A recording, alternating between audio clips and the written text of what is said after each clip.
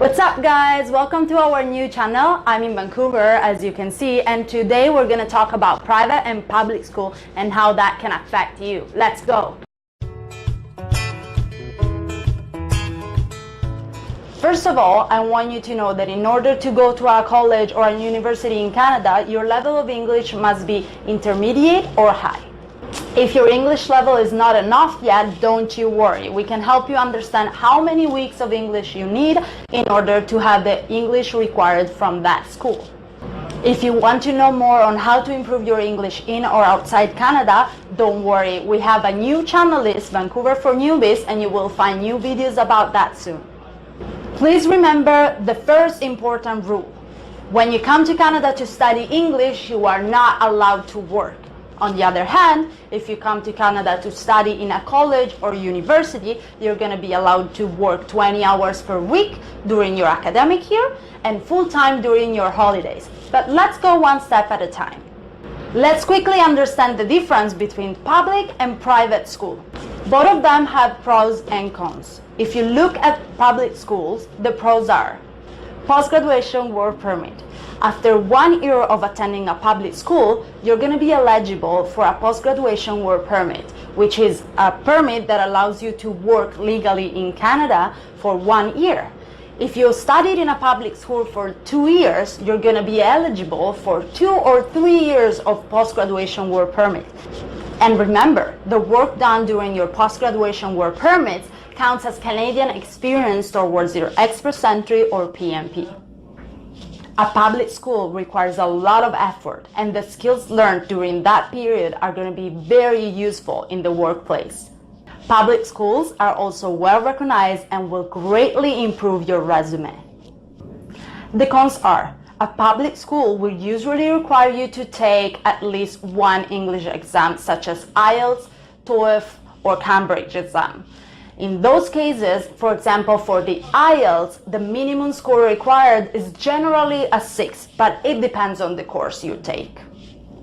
The cost of a public school is around 15,000 to 60,000 Canadian dollars per year. To work while going to a public school is pretty challenging. There are only a few intakes per year. Sometimes only September, sometimes also January and April or May. For this reason, you have to be prepared, and you have to prepare from 4 to 6 to sometimes 9 months in advance in order to be ready to enroll. For example, if you're thinking to enroll for September and now is July, you're probably already late. Let's now talk about private school. The pros. You do not need to take any official English exam to enroll in a private school. Most of the time, private schools have their own English exam that you can take. Generally speaking, a private school cost is half of a public school, around 8,000 Canadian dollars per year. To work while going to a private school is going to be way less challenging. There are way more intakes compared to a public school, sometimes even every month. So for example, if you want to enroll for the September course and it's July, you're perfectly on time. But please remember, the study permit processing time might vary depending on the country. The cons. When you apply for a private school, you're not eligible for a post-graduation work permit. Most private school courses are about hospitality management, business, or web development, although there are some private that are specific for a field such as makeup or visual effect. But bear in mind, work time does not count as Canadian work experience in most cases. What do we mean by work time? Most private schools offer a co-op structure. Confused? Let me explain. Let's pretend you enroll in a private school for a 2 years co-op hospitality diploma. The 2 years will not be both attending school. The first year you will be attending school and you will be allowed to work 20 hours per week during school time and full time during holidays. But the second year you won't need to go to class.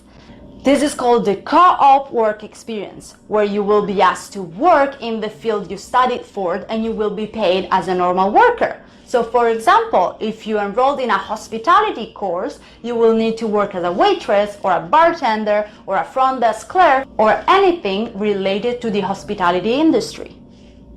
Keep in mind that in this case, the work done during your studies and during your co-op does not count as Canadian work experience towards your express entry.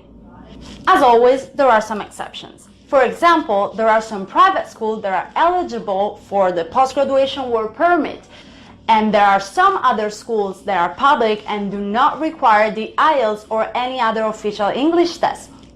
But those are specific cases and you will need to talk to us about it. Easy, no? Well, maybe not that easy, but you're lucky. We're here to help. Don't forget to follow us on Instagram at Urbano International. And remember, Canada is only one dream away. Don't give up. See you next time. Ciao!